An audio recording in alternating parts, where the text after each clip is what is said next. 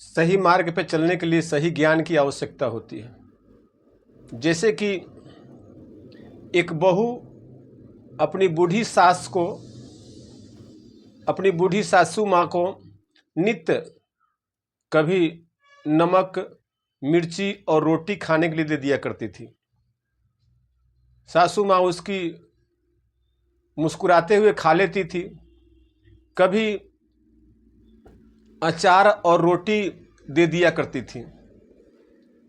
बहुत प्रेम से वो उसकी सासू माँ खा लिया करती थी।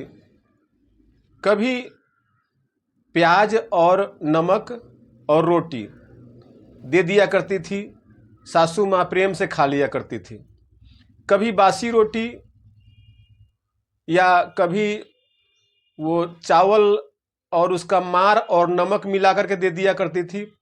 वो सासू माँ उसकी हंसते हुए और मुस्कुराते हुए बड़े प्रेम से भोजन कर लिया करती थी। एक दिन उसकी पुतोह बहू बोली कि सासू जी, मैं आपको कभी नमक रोटी देती हूँ, कभी अचार रोटी देती हूँ, कभी प्याज रोटी देती हूँ, और आप मुस्कुराते हुए बड़े सुंदर भाव से हंसते हुए खा लेती हैं और आप मुझे कुछ कहती नहीं हैं। उसकी सास बोली कि बहू सुनो, मेरा हंसने का राज ये है कि हमारी भी जब जवानी थी तो मैं भी अपने सास को इसी प्रकार से भोजन दिया करती थी, तो मुझे भी तुम दे रही हो।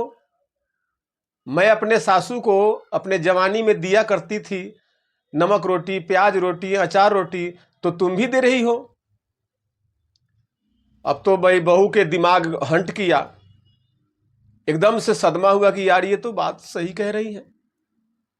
जब ये अब इन्होंने अपने सासू माँ को प्याज रोटी दिया करती थी तो आज मैं भी इनको दे रही हूं, और मैं इनको दे रही हूं तो कल मेरी बहू भी मुझे प्याज रोटी ही देगी खाने के लिए। क्योंकि कहा गया है कि बोया पेड़ बबूल का तो आम कहां से पाओगे। तो मेरा कहने का तात्पर्य यह है कि अच्छे मार्ग पे चलने के लिए अच्छे रास्ता की आवश्यकता होती है, अच्छे संस्कार पाने के लिए अच्छे समाज की आवश्यकता होती है। उसको यहाँ से सीख मिलता है और उस समय से अपनी गलती को एक्सेप्ट करती है उसकी बहू, और जो खाती है अपने सासू को प्रेम से खिलाती है। मेरी बात अच्छी लगे तो लाइक करके, कमेंट करके अपना एक विचार अवश्य लिखेंगे। खास करके नई नवेली दुल्हन लोग के लिए है, हमारी बहनें जो ससुराल में जाती हैं, जो ससुराल में आती हैं, उनके लिए खास करके ये मेरा वाक्य है। आपको समझ में आए तो लाइक करके कमेंट करेंगे और शेयर करके अपना विचार देंगे। जय हनुमान जी।